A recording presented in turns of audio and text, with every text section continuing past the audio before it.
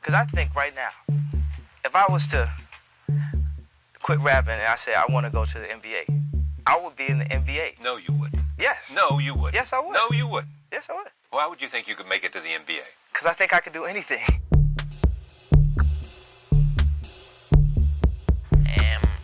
I'm an up-and-coming fighter, and without a doubt, you will see me on the UFC in the near future. Without a doubt. This is the first office of Amazon.com, and up here, this is my desk here.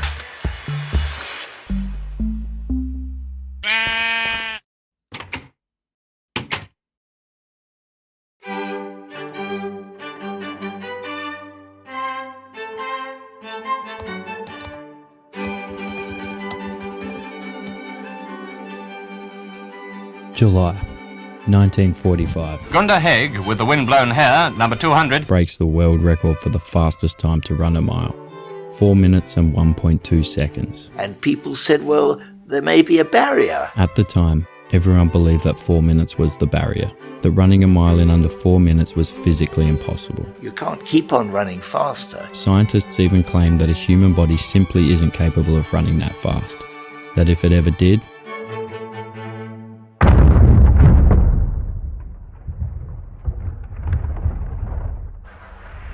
the heart would explode before it even got to the finish line.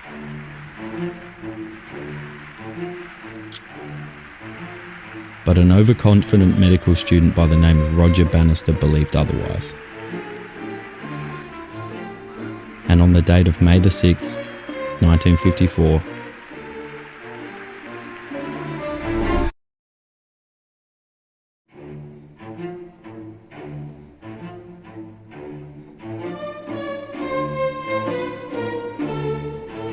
I, as a medical student, knew that there wasn't a brick wall. If you could run it in 4 minutes and 2.2 seconds, then you would find somebody else somewhere who trained a little better and they could do it. and just shy of 2 months later, 22 more people had followed in Roger's footsteps.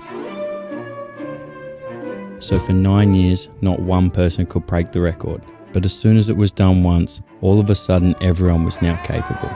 He's got a world record, 3:43. The record today sits at 3 minutes and 43 seconds. Pretty far off the impossible barrier of 4 minutes if you ask me.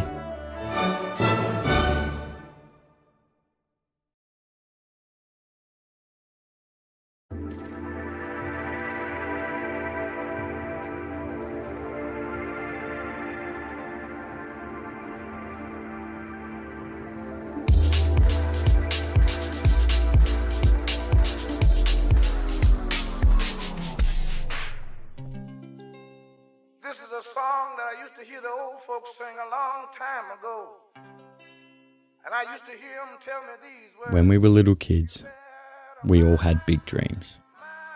If someone asked you what you wanted to do when you grew up, it was an astronaut, an athlete, or maybe it was an actor. But then when you get to a certain age, you're expected to lower your standards. Told you can't do certain things. And I don't disagree, to be honest. Most people shouldn't be chasing a dream. But there's some people out there that have it inside of them. And it makes me wonder, how many of those people never got there because they were told they couldn't? Oh, you better run.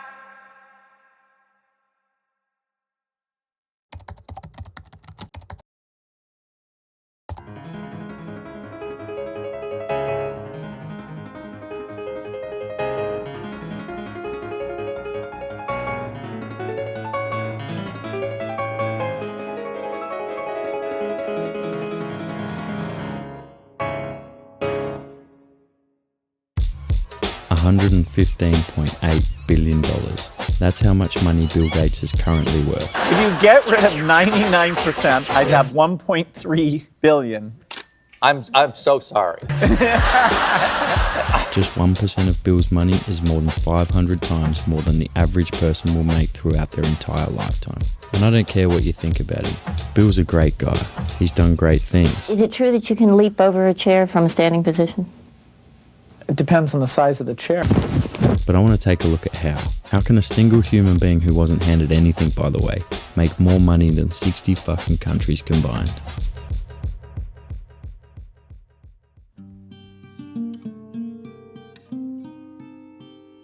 At age 12, Bill's parents send him to a private school by the name of Lakeside. 1 year in, the school gains access to something special. This is a Teletype Model 30. One of the only computers in the world at the time. And this is where Bill finds his love for programming. Alongside his classmate Paul Allen, they both begin experimenting with writing code. At the time, they were discouraged from playing around with the computers, told they were better off pursuing something real in the world. And so Bill did exactly that. After graduating, he goes off to college to study law, hopes of being a lawyer. But whilst he's there, he keeps his passion for computers. He spends most of his spare time reading about them. In books, in articles, in magazines. Fascinated by them. And on a regular night in January 1975, he stumbles across something that sparks his interest. And as he's reading, an idea comes into his mind.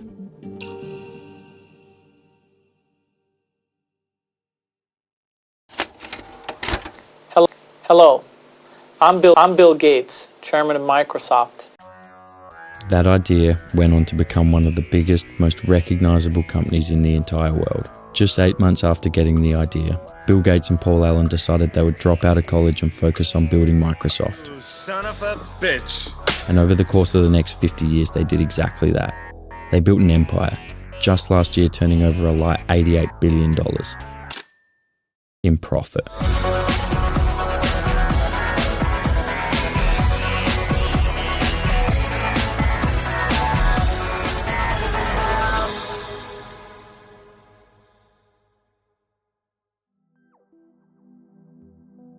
Now, Bill's story is an interesting one, because from the outside looking in, we can see how lucky he was. Born into an upper middle class family, access to one of the only computers in the world at the time. The list goes on. But you can't look at that list and blame luck alone for his success. Sure, Bill had one of the luckiest head starts a human could ever have, but he also built everything himself.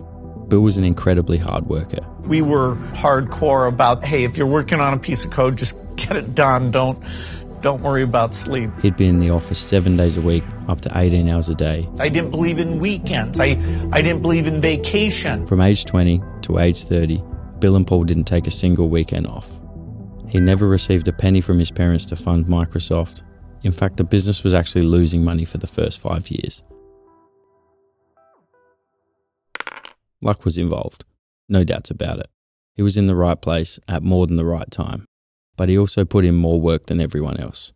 The success wouldn't exist without both parts. I think as people, we like to think of the world as linear, that things happen in a straight line, but that never seems to be the case. Most of the time things happen very randomly, and if we're talking in terms of success, it's usually exponential. Usually there's a few lucky moments that change things forever. For example, like I said, Microsoft was losing money for the first 5 years. It was only in 1980 when they made a deal with IBM when they got their first breakthrough. They were introduced to millions of computers overnight. People talk about, wow, you've had such success and it's just been so overnight and whatever. Well, whatever success I've got has come after like 8 years of just nothing working out.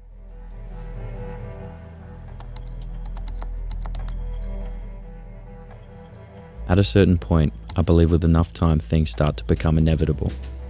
We've already established that luck is involved and you need to be in the right place at the right time. But at least in my mind it makes sense that within an entire lifetime, it's impossible that you don't get lucky once. Tarantino is a great example of this point I'm trying to make. As you heard him say, 8 years of just nothing working out. And when he did finally get some success, it all came overnight. Thanks. His first feature film did around $2.9 million on a $1.2 million budget. That's $1.7 million in profit. And the reason his story fits perfectly with this video is because logically speaking, it would have made sense to quit after year 4 or 5. Clearly what he was doing wasn't working, but because he was delusional enough to believe it would work, he put himself in a position where eventually it just had to. Sure, he's a talented guy, but he wasn't born with the ability to make great films. It was the 8 years of nothing that developed him into a great filmmaker. And because he was a great filmmaker, and because he was around for so long, one day he was in the right place at the right time.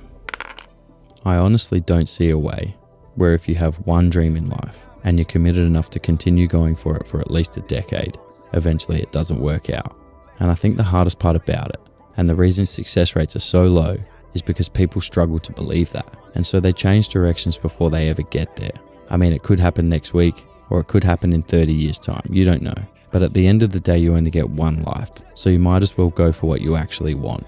And it's going to take some delusion to keep you going for that long. Because most likely, nothing's going to happen for a very long time. But eventually it will. And those who stick around will find that out. Bottom, so the top's the only place to go now. I, all day long, would be practicing on the elevator in my dorm. I'd be going bah, bah, bah, bah, bah, saying the shit. Right when Colin would bring me up, my fucking head would spin. I'd forget where I was, not making sense. I would say 2 jokes, and then I'd be like, oh my God, I don't know what's coming next. And I had that going for a while, but I still would go home at night and go, fucking, I'm gonna be so fucking good at this. I don't know what it was. Psycho. It's funny, delusional thinking can sometimes carry you to the, like once you develop some skill, that delusional is like a little guardian that like keeps you protected while you actually develop talent. But that's how you make it. That's how you make it in kind of everything. Like you're delusional, you know? Yes.